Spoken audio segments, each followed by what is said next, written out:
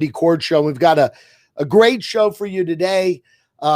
Successful businessman, former City of Miami City manager, and outgoing chairman of the Public Health Trust, Joe Arriola, joining us today here on the Andy Korge Show at Miami Community News with my new co-host for the day, Josh Liebman, Commissioner, City of South Miami, both joining us. Thank you, gentlemen, for taking part in the show today. And we're going to cover a little news real quick, and then we'll get right to this interview with Joe Arriola. So today, America is on high alert for more domestic terror attacks after insurrection at the U.S. Capitol. New York Times reports an FBI bulletin warned of armed protesters in all 50 states and Washington, D.C. ahead of the upcoming inauguration of President-elect Joe Biden. 2 U.S. Capitol police officers were charged, and a dozen are under investigation for their roles in the insurrection at the U.S. Capitol. House of Representatives are poised tomorrow to bring up a second impeachment on President Donald Trump. It's obvious that Vice President Mike Pence will not invoke the 25th Amendment, removing him from office, and we're 1 week away from President-elect Biden's inauguration. Acting Homeland Security Director Chad Wolf steps down yesterday, and Facebook announced yesterday it will begin removing all Stop the Steal content from their platform. This has been the rallying cry of MAGA and the people that believe that the election was rigged and falsely claimed by President-elect Joe Biden. And lastly, we saw it right here at Hard Rock Stadium last night. Alabama wins their 6th national title in 12 seasons under head coach Nick Saban with a rout of Ohio State 52-24. Again, their 6th national title in 12 seasons. And let's start off with that real quick, Joe Arriola and Josh Liebman. Alabama, is that the greatest team we've ever? I host a show with Brett Romberg, who's part of the 2001-2002 Miami Hurricane season that many people claim is the greatest collection of talent ever on a college football team. But I don't know. I'm going to have that conversation with Brett later. It looked like quite a collection of talent last night on that field at Hard Rock Stadium as the Alabama Crimson Tide won their 6th national title. Yeah, 6. Miami had 6 number 1 draft picks in that from that team. We'll see how many Alabama's going to have from this team. But I'm telling you, when you see freshmen going in and competing for an All-American, right? I mean, you're saying, my God, they're built to last. And every year they have the number 1 recruiting class. They've had it for the last 3 years in a row. That's scary. And by the way, they have 25% of the team is all from South Florida. Yeah, okay? I noticed. Those kids used to go to UM. Yeah. They're not coming. Yeah, it's just an incredible array of talent. What did you think of the game last night, Josh? Landy, I have to agree with you. It's certainly the best team we've seen in the last 12 months. Yeah. But in addition to that, the team that gave them the toughest fight all season happened to have been my Florida Gators. Yes. Yeah, in the SEC championship game, maybe the toughest game of the year for Alabama. And even that, you never felt like they were really threatened. So, I mean, it's just an amazing array of talent. And, you know, Miami Dolphins have the third pick in this coming NFL draft. Yes. We'll see if one of those guys in those red uniforms will be sitting. Oh, there's a receiver by the name of Smith that we really like to have him, right? Oh yeah, that Devontae Smith. I mean, he went out with in the third quarter with a broken finger, and but he still had amassed over 200 yards, over I think 11 or 12 receptions, 3 touchdowns in just a little over a quarter. Yeah, a half. I'm sorry, of a ball game. It was an amazing thing. Well, you're kind of an amazing guy. That's probably a good segue, because you've had really incredible success in business here in South Florida. You became the city manager of the city of Miami, which at the time was was very surprising to a lot of people that you took that job, right? Well, amazing, because I was not supposed to take that job. I keep telling people I didn't know Manny. I was not his friend. He called me one day as a businessman. I said, do me a favor. I got to hire a city manager. Would you do it for me? And I went through 2 months of interviews, 33 people interview, and we offer the job to somebody. He accepts the job. And then that weekend, Governor Bush offers him the job of Department of Transportation. Really? I didn't know that. Oh, yeah. That's a true story. And you're talking about, obviously, Mayor Manny Diaz, Yes. our former, who is now Democratic Party chairman for the state of Florida. Yeah. So Manny looked at me. When that happened, he looked at me and says, guess what, buddy? You're it. You're it. And I said, next man up. I didn't know. But it was true. And I was supposed to be there for a period of a year. I didn't want to be called interim because, that whole thing takes a lot of power away from you. So, and then, 1 year became 2, became 3. And then after 3.5 years, I said, enough. I mean, here it is. I've achieved everything I've wanted in business. I'm retired. I have money. I have a wonderful family. What the hell am I doing working 12 hours a day for free? Right. And you did work for free. I mean, actually for $1 a year, because legally you have to get paid $1 a year. Otherwise, you're not protected by the law. I don't remember but legally you got to pay a year to be an actual employee of the city. In case you get sued, the city could protect you. So what you're saying, Joe, is that you didn't get paid much more than the commissioners. That Yeah, well, listen, you guys are rich compared to what I was getting. Is that something we should change in politics? As a matter of fact, I changed that at City of Miami. People forget that we were getting, they were getting, I think, $4,000 a year. And in my first year there, we did a whole campaign and we raised it to, I think it was $57,000 a year.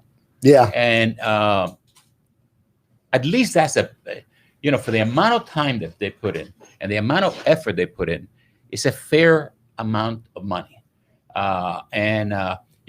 got like 55% of the vote on that thing, but which is, by the way, very, very unusual. I mean, we've seen how many times it's come up in the county and never to pass. It failed. I'm sorry? It failed 6 or 7 times. Yeah. But the problem is they don't know how to do it.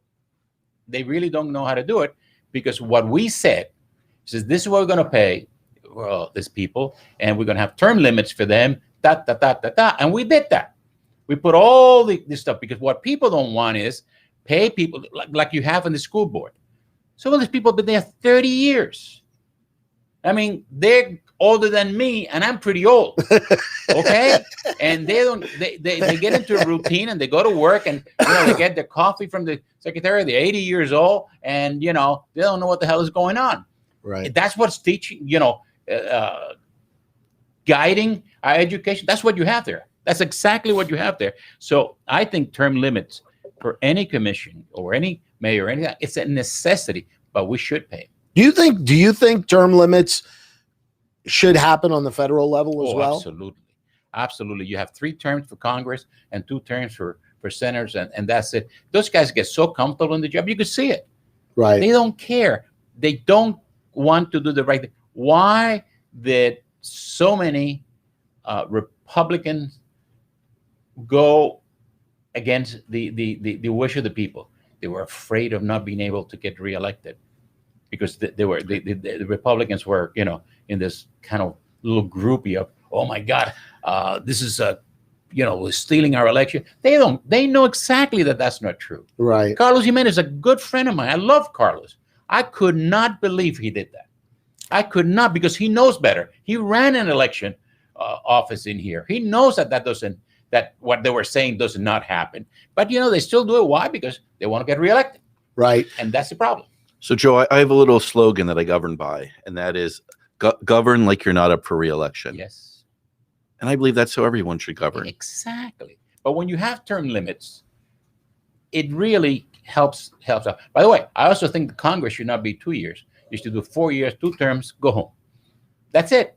And the same thing what they do here, and I don't know in South Miami, I really don't know, but like in City of Miami Beach, the mayor is 2 years. That's crazy because the moment he gets elected, he's running again for office. Yes, for office. Do it 4 years and send him home if you want to, or 2 terms. Send him home. Couldn't agree more. It's just crazy. Same thing with our state terms. And by the way, please. and I don't want this conversation to be biased towards South Miami, but I just moved, or I championed moving the election to November, and it passed exactly 2-1, 66% to 34%, and the turnout was 300% more. Yeah, it just makes sense, doesn't it? Absolutely, it's just amazing. But common sense. You know, when I got to the city of Miami, the first thing I did, I called all my staff in. They all came in and they said, "Oh my God, this crazy businessman is coming in here and it's going to change it." And I gave everyone in my staff a book about common sense. The Death of Common Sense. It was a little book, 100 pages or something like that. And I handed it out and I said, "Do me a favor. This is the end of the meeting.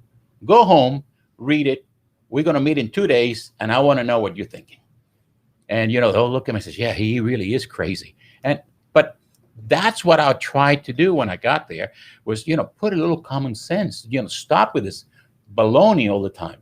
And so going from business to public service like that as the manager of the city of Miami, what were the things that were really, was it just the lack of common sense? What were the striking things that you saw that you said, damn, if government could just implement the way we were doing it on the business side, we'd have a much more effective government? It took me forever. For instance, I needed to have streets repaved. Well, good. Simple enough thing. Call a repaving company. Let's have it repaved. Oh, please, you cannot do that. You got to have an architectural firm. This is true. Then you have to have an engineering firm. You got to go through this process. It takes you almost a year to repave a street. You know, I want to do this circles. The first city that did the circles was us. And I came in and I said, you know, what's taking so long? I said, "Oh, Mr. Arriola, the engineers are not through." I go, "What do you mean the engineers are not through? What engineers?" You know, and it went on and on. And then for us to get permitted for our own work. Correct. Remember this. This is the city.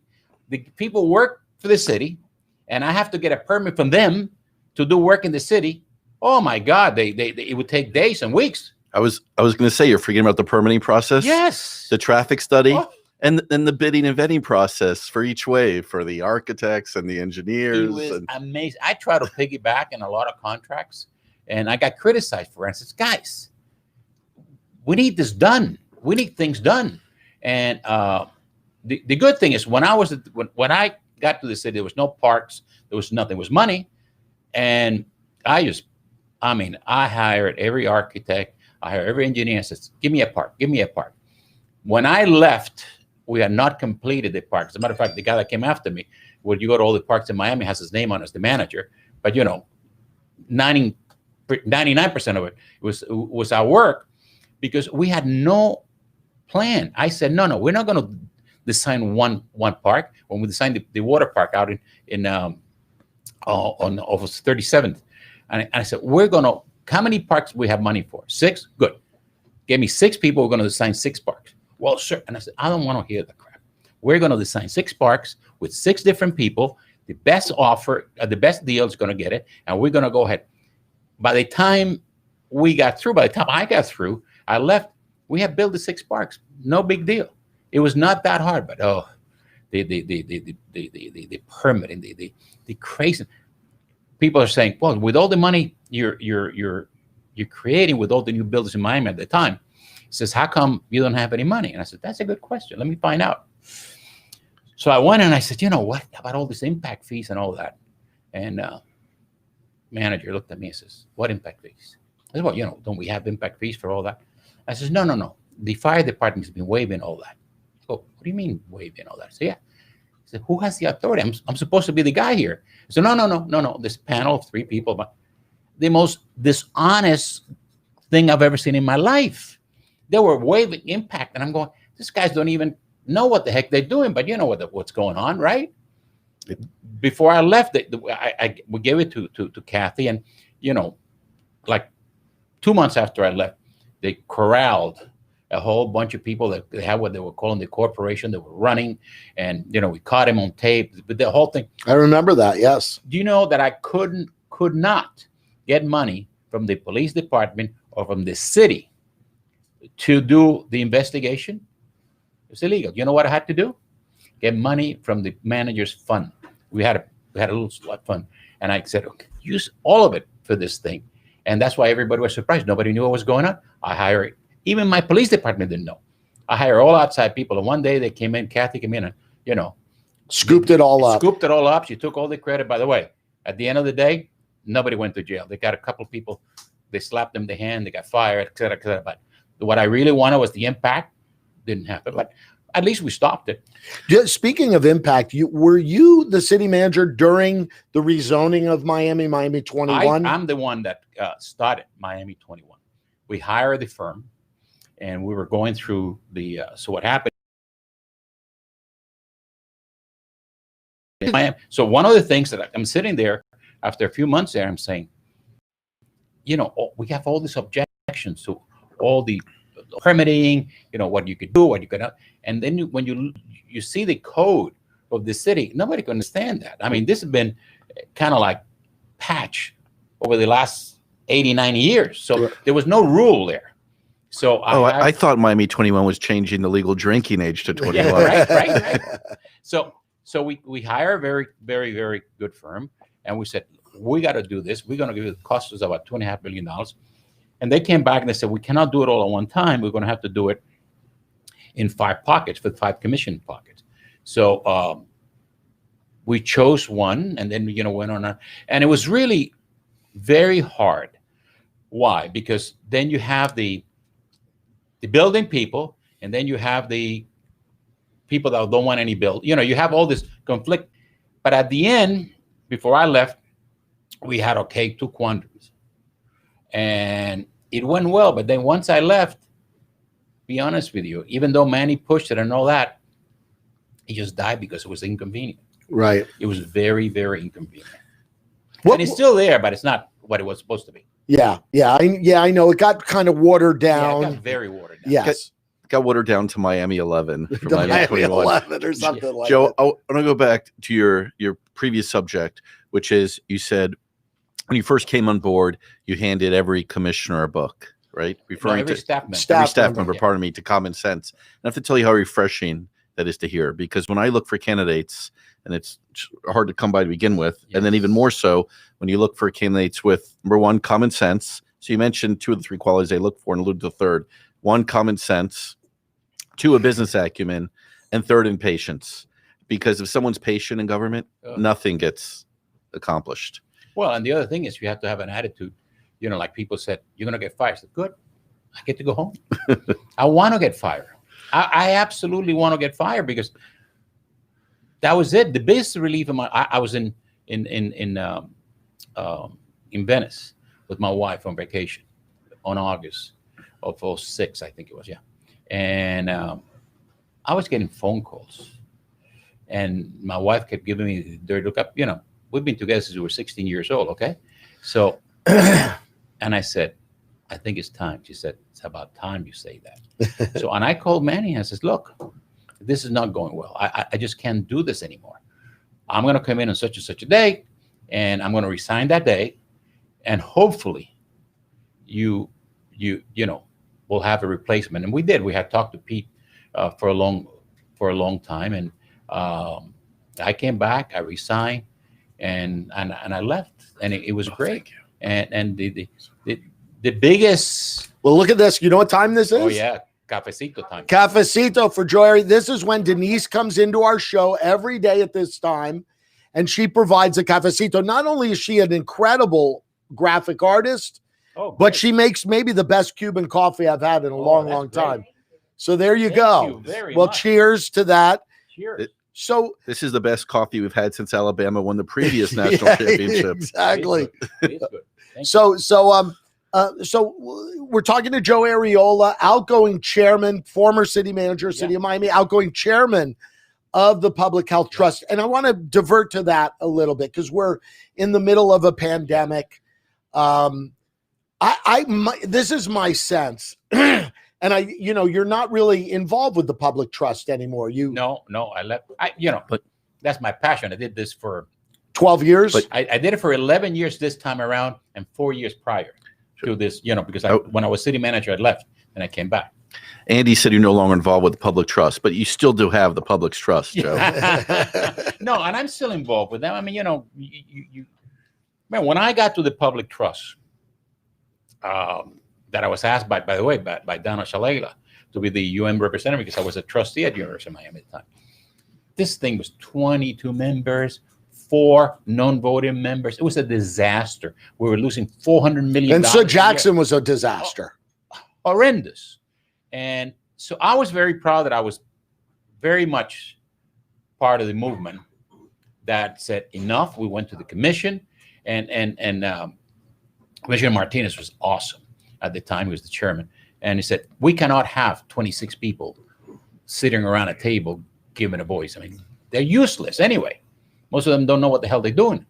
So we cut down the amount to 5 people plus 1 state representative. Plus the mayor got to appoint a person. So that really, and then from that small, that was able to really focus the trust into what was important and what needed to be done. That's how we hired Carlos Migoya. We gave him free reign to hire his own people. He brought some brilliant people. Not everybody was brilliant. We got rid of some people, but so what? I mean, when you're in that spot, he did a fabulous job. And then we went to the voters and we said, look, this place is a dump. I mean, I'm telling you, you would go into private rooms. And I know this because after I was there like a month and a half, a very good friend of mine, unfortunately, who died, had a heart attack, massive heart attack. And I said, get him in a private room, et cetera, et cetera, et cetera. When I walked in to see him, it was repulsive. You couldn't go to the bathroom. You know what it smelled like. Yes. This was our private room. Gosh. And I said, how could we get the trust of the people? And I said, well, this is why we get the poorest of the poorest of the poorest, the guys that don't pay their bills, because people that pay the bills are not going to pay for this. So we went to the voters and we raised $830 million. And we made a promise that from our own funding over 10 years, we were going to put another $800 million in the pot. So Jackson, over a period of 10 years, has spent $1.5 billion. And that's why we have the West Hospital, which is going to open in March, and now it's amazing. I've heard. If you go to Jackson Memorial, it's as good of a hospital as you can go. Our rehab center, it's like one of a kind. Our transplant unit is the #1 in the world today. #1 in the world, not Miami, not United States, in the world. We do 800 transplants a year, and our fatality rate is minimal, like nothing. Okay, so we do multiple organ transplants. I mean, I'm so proud of this thing, and that came from a decision the voters made to trust us, and we did. It was fabulous. I mean, I'm so proud of our work there. And now with the pandemic, the only thing I'm sorry is that I made up my mind to leave, and now enjoying the pandemic, but I didn't know. Right. But they're doing a fabulous job. Carlos is doing the right thing. He gets criticized because some people from out, you could criticize. Yeah, I mean that was ridiculous. That was ridiculous. You're 65 and somehow, to the people's thinking, yeah, I know people that snuck in there. So what? We need to get the vaccines to everybody. What we should be worried about is the federal government and a state government to get us vaccines here.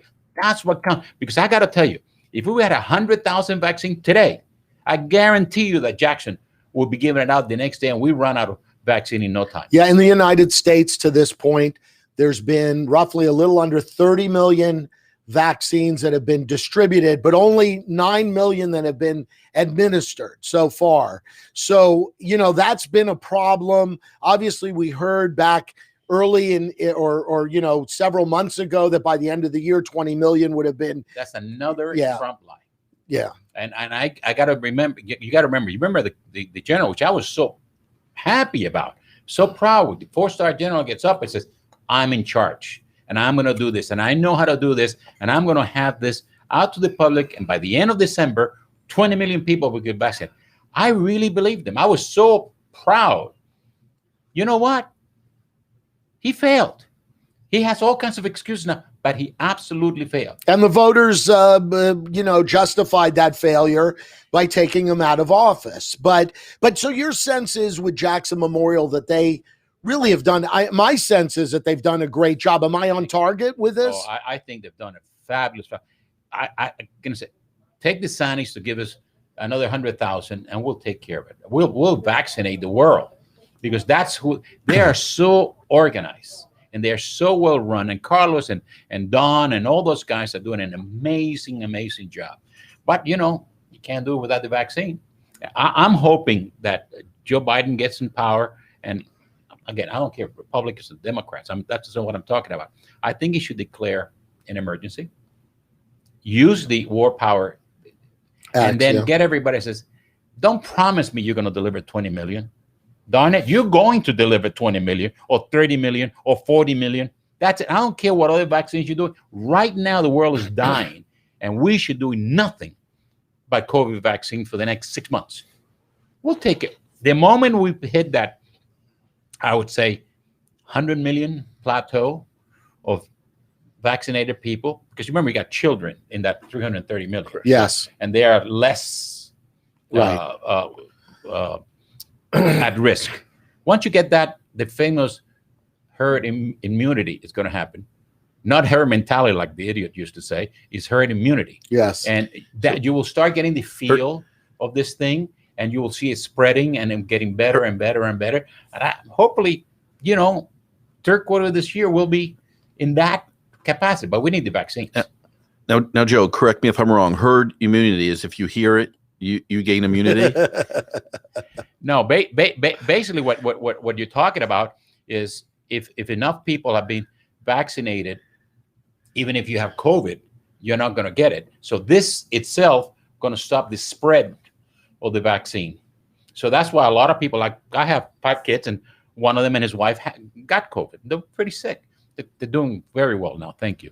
But once they had it, they're safe. We don't know for how long. Is it for 6 months, a year, 2 years? But at least for the time being now, they're safe. And that's what happens when you get vaccinated. Less people get infected, so the spread is less and less and less, to a point that we'll beat it. Yeah, I mean, no question about it. In my mind, Jackson Memorial's doing an incredible job, and the vaccine is the game changer. I mean, at the end of the day, with this vaccine, people can have more confidence. But I got to tell you, I mentioned to you before we went on here, I was up in St. Augustine with my wife this weekend, and I was appalled at what I saw there in terms of people's just disregard for the public safety. Restaurants had signs that said, must wear masks to come in. I would say easily 50% of the people just disregarded it and walked right in with no masks on. But where's the message coming from? Our governor was the first one that claimed that this was a joke. Yes. That's where it's a joke. This is serious stuff, guys. Do you think Governor DeSantis is at risk of losing his job? I mean, he's up for re-election in less than 2 years. Well, let me say this. I will not trash him like I would like to trash him, because I want him to get us all the vaccines we can. Right. But in the long run, I think he's done a real crappy job. Yes, he's done a real crappy job. It's not, he should do better. He should have known better. He should have done better. He should have protected us better. He didn't. It seemed like, and chime in anytime you want, Josh, it seemed like he was really just trying to carry the banner for President Trump during this whole. That's exactly what it was. And it's, I think that the worst thing about this is that I think President Trump is going to go down in history as one of the worst, if not the worst ever. But what I think is shameful. Hey guys, good afternoon. People that followed him, the Kool-Aid folks, Yeah. and they made him even more. And you know what happened to them? Yes, they all died, right? and that, but you see it. I mean, guys, look, I'm Cuban American. Cuba's a fanatic about Trump. This morning, I went to my favorite place to have coffee, which it's Casa Cuba here, right? I was shocked. My Cuban Republican friends, half of them, not all of them, half of them said, "Joe, you were right. This guy's a jerk." I said, I've been telling you for years about this thing. There's still another half that said, no, that's Antifa that did that. I'm going, okay, right. But Yeah, those MAGA hats were just deceiving. Antifa, yes. But you know, we empower this guy with this kind of power. That we never seen this fanatism. I've been here on Earth longer than you guys, and you know, I saw Richard Nixon, and I saw Ronald Reagan. Ronald Reagan was a hell of a president because you know why? He looked you in the eye, and you know he was trying his best. Was he perfect? Hell no. But when he looked you in the eye, and he told you, you felt this comfort level on it. Okay? Did he lie? Probably lied a few times, yeah, but he didn't give you. This guy looks you in the eye, and you know he's lying, and he doesn't care. Right. You know, and it's the same thing. You know, Barack Obama. You know, I was a big fan of Barack. I'm a big fan of Barack Obama. You looked at him, you know he was trying. You know he was trying to do the best, and that in his heart, he was trying to do his best. But this guy, you know he's not. He doesn't care, and he's proven it now. All these Republicans that kiss his butt, what's happened to them now? He's just abandoned it. But to that point, hasn't both the president and the public become desensitized to it? Yeah. Right? At a certain point, it's habit. Yeah. Right? It's not an isolated lie here, or you're massaging the truth there for the public's benefit. It's routine. It's habit. Yeah, but this guy told more than 10,000 lies. Just yesterday, or probably, right? But I mean, when you do the fact, I mean, look, you know, I have a friend of mine who was a big time Republican. Said, yeah, but Obama lied because he said that if you can keep your doctor, and he couldn't keep that promise. I know that, you know that. But he tried like hell. Not that he lied. I said, but let's talk about Trump. You started liking when he said he'll build the wall and Mexico's going to pay for it. There was no intention. We all knew that was not going to happen. But you wanted to believe it, he did it. And from then on, 10,000 more lies happened. And you don't question that. But you remember that Barack Obama said, you can keep your doctor. Well, talk about lies. I want to get your opinion of this as a Cuban American, a person that, you know, escaped the tyranny of Cuba and communism. You know, there was a narrative that was created in this last election in November. And that narrative was that people like, like Donna Shalala, as an example, you mentioned her name, or, you know, people running for state house or state senate seats like Javier Fernandez or JJR, guys like that were socialists. And, you know, I know all three of those people as an example, and I've never had a socialist conversation with them about anything that even resembled socialism. You know what they did wrong? They didn't get up in front of the camera and say, I'm not a socialist. I've never been a socialist, and I am totally against socialism. Right. And this whole idea of defunding police is baloney, and I'm not for it. You know why? Because we have a crummy Republic and the Democratic Party. Yeah, the leaders of the Democratic Party didn't have the guts, or the other thing, to get up and say it because they were afraid of the liberal. The liberal side of the Democratic Party is minimal, guys. It's not what people say. OAC. It's a very small contingent of the party. You know, yes. Why are we afraid of them, right? Right. They didn't do it and cost them. They better do a better. I think Manny will do a better job in Florida But do you think that narrative is what turned the election? Absolutely. Afternoon, everyone. Because look, Biden won. Well, I made this, and I don't want you to be insulted by it being a Cuban American, but I made this assertion right here at Miami Community News and on my radio show at 1210 The Man. I made the assertion that the electorate was very gullible. I mean, the Cuban American, the Hispanic electorate in the U.S., especially in South Florida, is a gullible electorate that can be easily spoon-fed a soundbite like that person's a socialist, and they're so sensitive to their background in Cuba, which I get completely, but it just goes right down the throat. Like that. I mean, we have a case here, as you know, Joe Arriola and I don't like each other. We're going to talk about that. But Joe Arriola has accused everybody of being a Chavista, including a very good friend of mine who is the biggest Trump supporter in the world, which is Max Alvarez. Max and I went to high school. Max Alvarez. Max and I went to the gas guy. Yes. We sat next door. We really, we have, even though he's one side, I'm the other side, we have a lot of affection for each other, and we have a lot of respect for each other. This idiot accused him, the biggest Republican, the guy that went to the the Republican National Convention got up and spoke against socialism, the whole thing. Yes. This is the guy. He accused them of being a Chavista. And you know what? People believed it.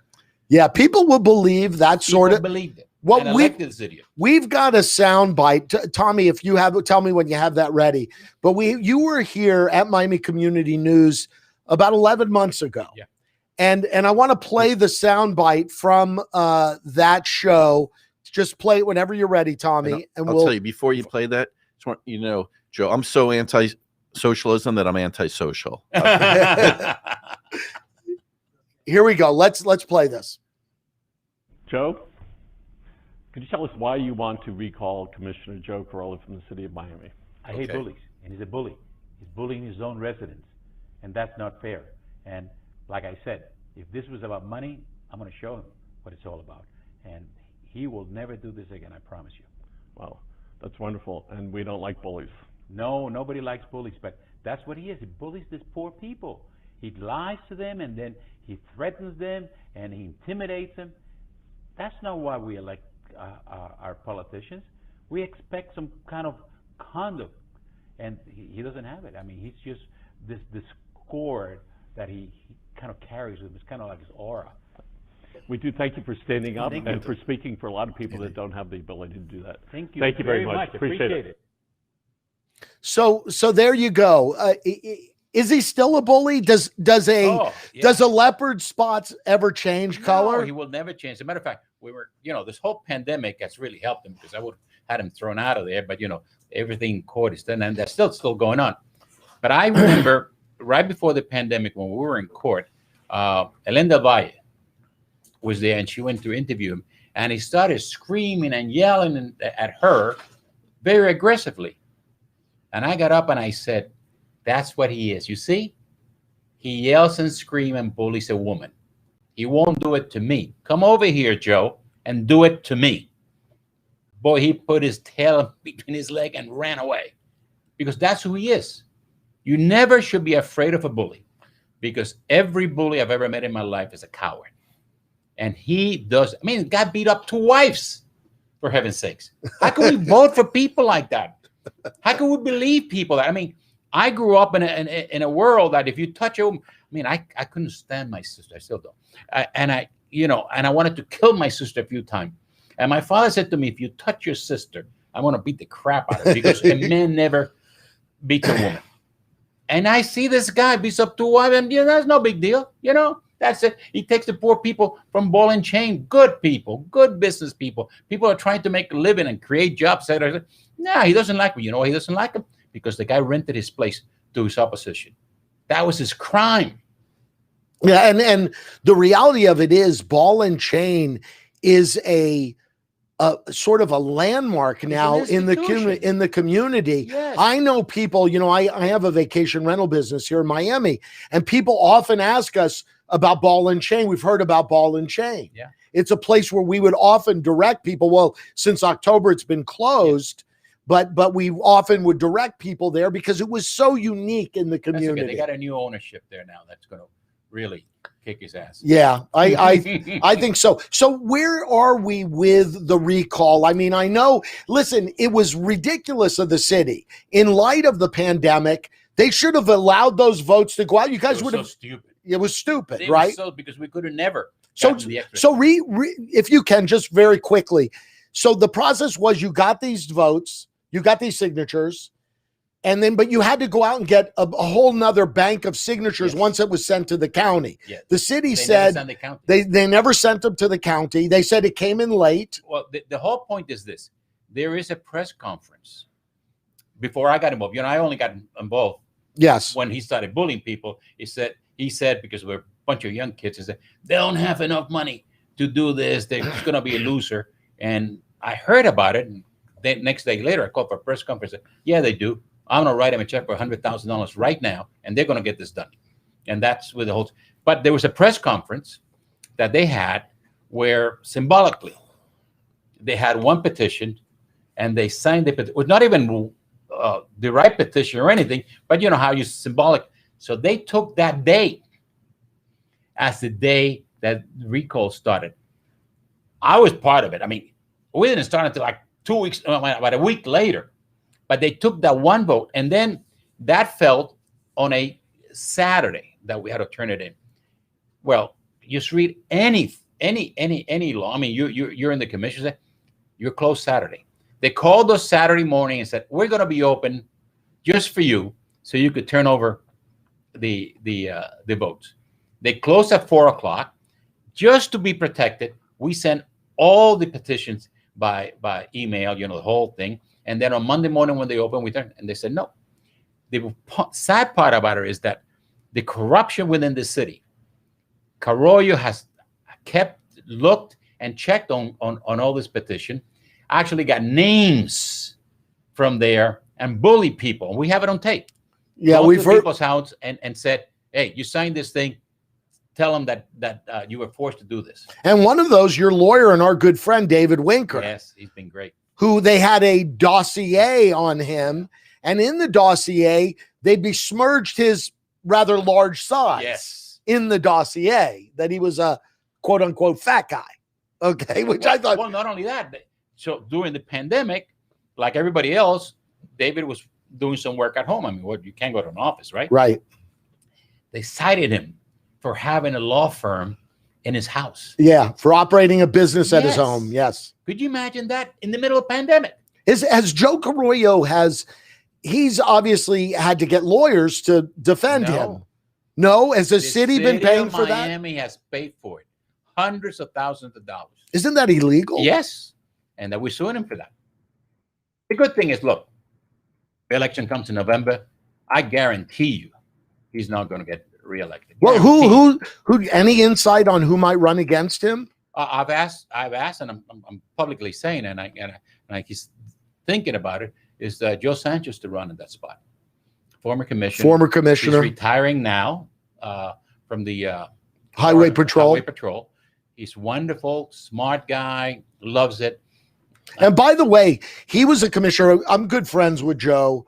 Joe lived in my neighborhood in the Roads when I lived there. He was very instrumental in a lot of those. While you were the manager of the circles, we did them all together, right? Because one of the problems in the roads in those days was the traffic going through there at high speeds, and so they had those traffic calming circles. Also on 13th Avenue, the pedestrian walkway in the middle of the median. That was all Joe Sanchez. All Joe, because we worked on it together. All of that was. And isn't that what we're looking for? Yeah. I mean, Josh, you could chime in, but isn't that what as a person going to the ballot box and electing local officials, that's what we're looking for. People that can make my community better, whether it's trash pickup, policing, all the services. That's who you are. When you do a local, and Josh, you know this, what do you become? The guy that people go to when they want the trash picked up, when they have a problem, when they have an issue, any local everyday issue. That's why I think, by the way, local politicians deserved to be compensated because they get all the garbage. Forget it. I mean, you could be in Washington, never hear from public. Man, you're the commissioner of South Miami, and everybody knocks on your door. Everybody knocks on your door. So, it's really it's a big job. Josh, would you frame it that way? Like that's what people are looking for from you is just better services, a better quality of life from their city and their commissioner?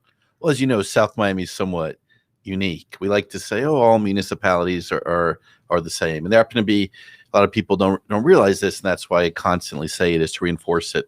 There's 34 municipalities in Dade County alone. And if you're not from the county, you refer to the county as Miami, but there's 34, again, separate municipalities. We can call them cities, some are villages, and so forth. And everyone has their nuances.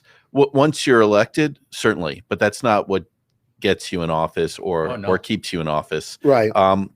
But we can certainly speak about compensation later, because I think there's some ironies in that argument. One thing I want to mention as an outsider regarding Joe, from simply a marketing or campaigning perspective, two things that I would do, because look, when you have to communicate a message to the public, you want it to be a simple message and you want to illustrate it. If Joe Sanchez does run, who I don't know, there's name recognition. You're going to confuse the voters. So it should be the good Joe. Vote for the good Joe.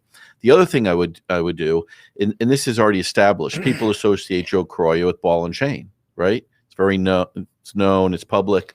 I would have a picture with Joe with a ball and chain, right? Not to tie that to him literally, tie it around his neck, weigh him down. And this is why Joe's afraid of ball and chain, and put a ball and chain on him. And people respond to that. Simple messages that you can illustrate, and that have stickiness. A young man, nice kid, but he wasn't much, and he bullied them. I mean, he really. And what happened is a lot of shameful, a lot of city lobbyists supported him. Why? Because they thought that they controlled Joe. Boy, would they make a mistake there. So that's the corruption that you see around places like the city of Miami. A lot of two-bit lobbyists, and I mean two-bit lobbyists, because they are good lobbyists. I want to say that. Yes. But around the cities, most of them are two-bit lobbyists that come in and they were trying to get a little permit for this, a little permit for that, but they raise money. Give him money. He raised a ton of money. And the other kid, had to go door to door to he still lost by 200 votes. Right. Think about that, right? And shamefully, a couple of those lobbyist people that I know. Joe Arriola called me, by the way, when he was running to give him money, and I, how gentle I could be. I told him exactly how I felt about him, and that was it, because it's shameful that people. I mean, this is such a corrupt human being. This guy was George Wallace's point man in South Florida. Really? You didn't know that, right? No, I did not. Do you know why he got thrown out of the police department? No. Oh, okay. He put Ku Klux Klan propaganda in the boxes of black officers. People don't know that, right? This is documented. Wait, say that again? Yes. He did what? KKK propaganda in black officers' lockers. Really? Yes. Like what, but more or less what year would this be? The early 70s? Yeah, he must have been in his early 20s. So this is, we're going back, early 70s. Early mid 70s, something like that. Something like that, yeah. People don't, I mean, this is you think that character, a guy that's capable, and then he goes out and beats up 2 wives. So, I mean. But how does a guy like that get elected?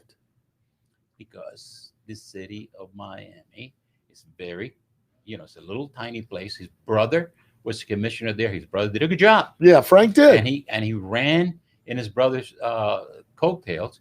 And they put a kid that was not much of a kid. And I'm telling you, the lobbyists in the city of Miami, they are all corrupt. They're not the same lobbyists. They gave him the money to run, and people forgot. It was the good Joe, and he started with all this crazy stuff that, I'm anti-chavista, and all those guys are communists and they're social. This kid that was running against, he doesn't even know what the word socialism meant. But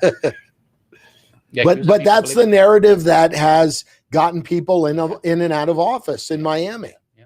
Well, is that commission that dysfunctional, you think, right now? God, please, yes. I mean, it is so. And look, and Suarez, who I supported and I've known all my life, he's done a terrible job. He sold his soul to Arriola to get the votes. He's horrible. And although he wants to be in CNN with his little mask, I'm going to do this and I'm going to do that. It's baloney. He's talking about, I'm talking to Amazon to bring. Come on, man. You're lying. You're absolutely lying.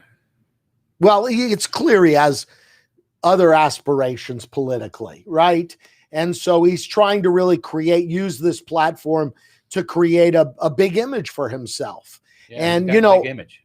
Yeah. So well, we're finishing our show here now. It's always a pleasure to have you. Guys. I will tell you that on my radio show, probably the best line that anyone's ever delivered on that radio show was you, when you said to me, I'm going to put Joe Arriola in jail. I thought that was pretty stark, and I sort of liked it. I mean, as a radio guy, if it hadn't been for the pandemic, I guarantee you he would have been there. He would have been there. Well, maybe pandemic saved him. And the pandemic put us all in jail. It put us all in jail. You're right. That's right. It's just the irony of that, right? I mean, that shows you how stupid he is. If he would have just turned the votes over, I would have to go out and get 4,500 votes in the middle of the pandemic. I couldn't get any volunteer. I couldn't get anybody Right. to go out there and knock door. And this thing would have been kaput. Yeah. Over. So yeah, they could have knocked on doors, but not many people opening those doors. But what happened is he wasn't paying for it. Yeah. The city of Miami was paying for it. Again, on our dime. On your dime. Yeah. So he didn't care, right? Right. His madness is, Right. kind of, he's lost every single case but one. One judge gave him an extension. Didn't go with him, but he said, yeah, we'll give you the extension. He went on television. We won. And people say, no, you didn't. Ask David. Yes. No, you didn't. You're a joke. You got an extension. End of story. But it is what it is. Well, Joe, you're always welcome here at Miami Community always News, as you know. Great to have you. Good to have you back in South Florida. We need guys like you. Sorry to hear that you're no longer chairman of the Public Health Trust, but I know you did a fantastic job there and have been a real great custodian of our community. He was here in term South limited Florida. out. He's term limited. Term limit out. It's funny because while I was there, chairmanship is only 2 years. I was over 6 years as chairman and vice chairman before. And you know what? I loved it. I enjoyed it. It was crazy. But it got to a time that this is before the pandemic, you got to do this a year ahead of time. Yes. And I said, and then the pandemic happened. People said, how can you leave now? I said, well, we already got the other people coming in. I mean, what am I going to do? Say no, because I want to stay? No, and we have great people come in. Tony Arquez is the one that replaced me. So, you can't find anybody. Oh, Tony will do a great job, I'm sure. Well, I want to say hi to a few people. Bob Powers looking in. Tomas Martinez. Bob says he's a buffoon. I think he's referring to Joe Arriola. Jim Soper, thanks for joining us. Juan Mendieta from Miami-Dade College, thanks for joining us. Chris Wolf. Jose Valdez-Foley running for commission in Coral Gables joined in. Elvis Maldonado, Thomas Mitchell, and so forth. Thanks for joining us today at Miami Community News. Thank you again, Joe Arriola. You're welcome. Joe Arriola. Come on. I got Joe Arriola. I got Joe Arriola. Joe Sanchez. There's 3 Joes. Yeah, there's too many Joes around here. Thank you, Joe Arriola, for joining me. Thank you, Josh Liebman, for coming in. And thank you for watching. One thing this show really kind of proved today was that we need guys like this in our community. That's what makes the engine of South Florida continue and Miami-Dade continue to run and to do great things for our community. So thanks again, Joe Arriola, for coming in. Thank you for watching, and we'll see you again tomorrow right here at Miami Community News. Have a great day.